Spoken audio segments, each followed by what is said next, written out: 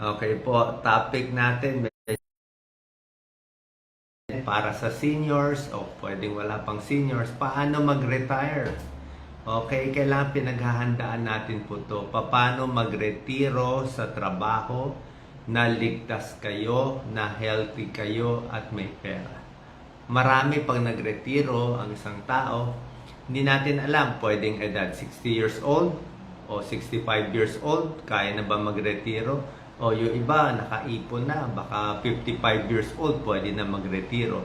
Kung ano man yung edad ninyo, pinaghahandaan po to physically, mentally, dapat healthy, at dapat may pera. Okay, 12 tips. Pag-isipan nyo, magre-retire na tayo. Number 1, get your finances in order. Kailangan may pera. Aayusin mo yung pera mo. Yung buong buhay mo na pinagtrabahuhan mo, dapat may naipon. Actually, pag malapit na kayong mag-retire, doon pa mas matipid. Palapit ng palapit ang retirement, 65 years old, patipid ng patipid. Kasi hindi ka nakikita eh. Puntahan mo kung meron ka bang SSS, meron ka bang pension makukuha, meron ka bang konting gamit, o baka may lupa ka, pinaghahandaan yan. Para meron ka maipon hanggang sa buhay mo, di ba? Sino pa mag-alaga sa'yo, di ba? Pat sarili mo lang. Number 2, dahan-dahan magbawas ng trabaho. Kung dati nagtatrabaho ka everyday, wag mo naman biglain na titigil agad. Minsan hindi po maganda sa mental health natin. Dapat bawas lang. O baka sabihin mo sa amo mo, o pasok mo na ako ng 4 times a week, 3 times a week, part-time na lang, pa konti-konti. Number 3, pag magre-retire na, maghanda ka na may good days, may bad days.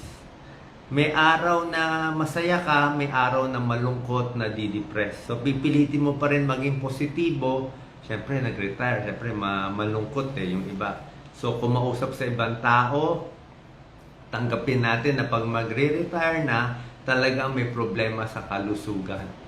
Bihira lang yung walang sakit. Siyempre, mas masakit na likod, marami ng gamot, hindi na ganun kalakas, may pagbabago sa pamilya, baka hindi na maganda relasyon sa mga anak, may mga away-away pa yan. Kaya may good days, may bad days, kahit may edad na.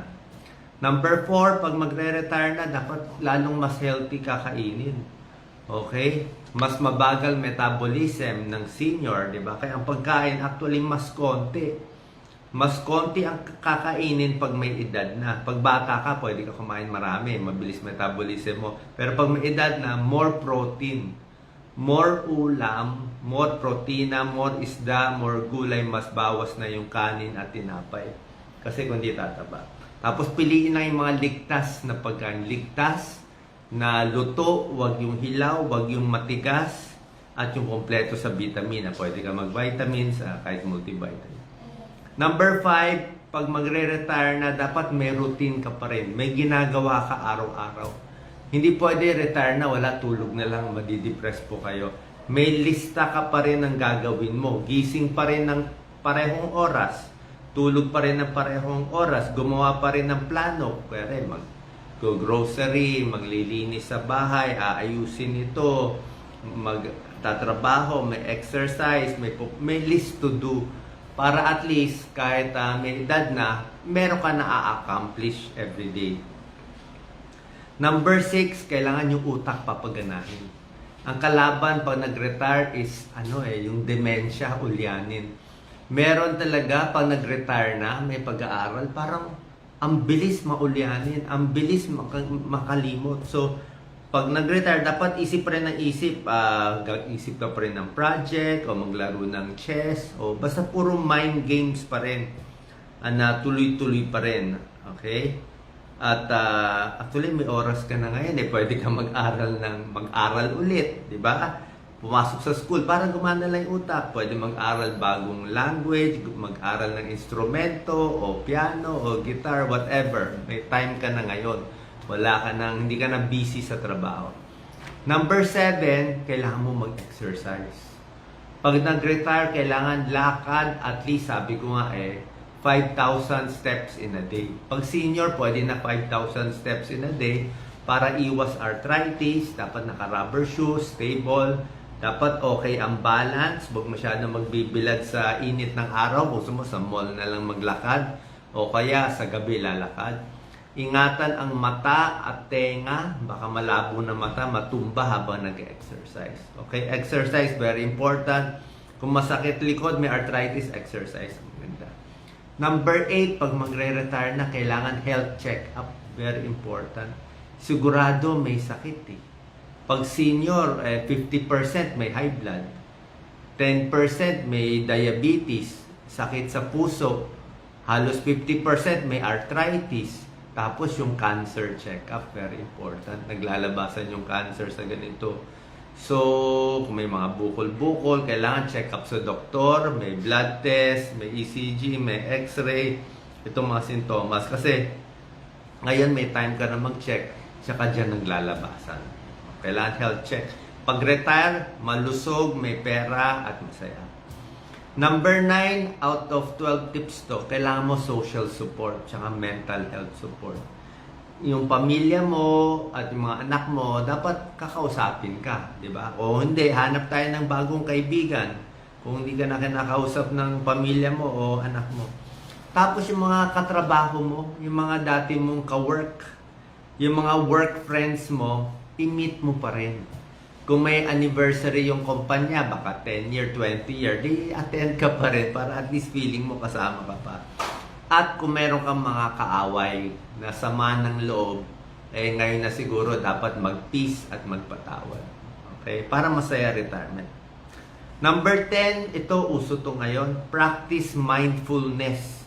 Yung in the moment. Anong ibig sabihin? Parang enjoy mo lang yung sarili mo for the day. Kung ano yung in the moment ngayon, enjoy mo lang kung anong ginagawa mo. Ako, kahit pa paano, masaya ako, nakakatulong tayo sa tao, may konting nanonood, pwede naman yan.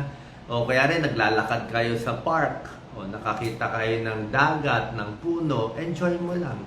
Na yung araw na yun, may nakausap kang hindi mo kakilala, enjoy mo lang. Enjoy mo yung nature, lakad, bilangin yung blessings.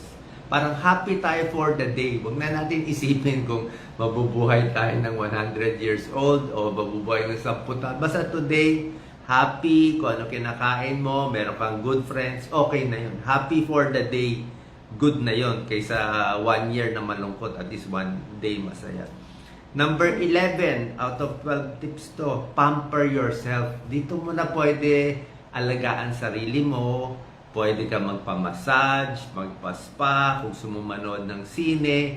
Kung may pera, pwede kang mag-travel.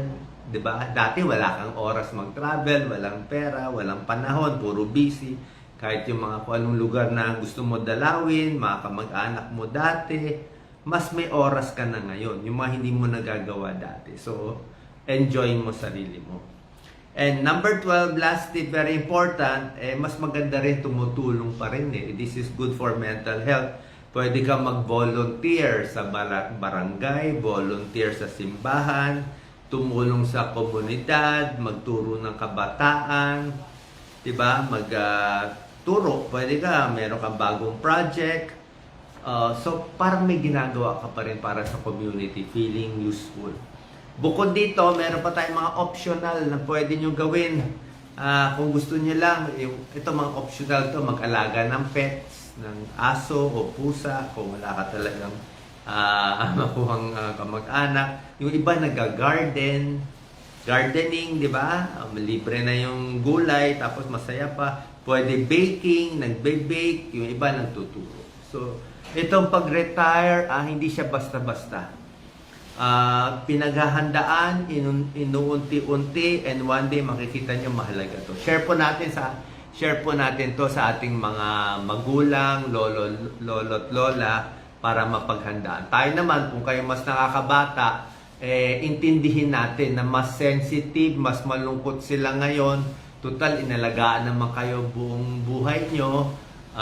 Kung may utang na loob o walang utang na loob, at least, di ba, kung galit man kayo sa magulang nyo o hindi kayo galit, okay na yun eh. Kung wala naman sila, hindi naman tayo mapapanganak eh. So, ganun lang yan eh. Habang buhay pa magulang mo, asar ka eh.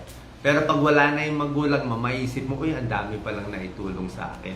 Sana nagawa ko to habang buhay pa sila para happy yung mga bata, happy yung mga magulang, happy yung mga lolo at lola. God bless po.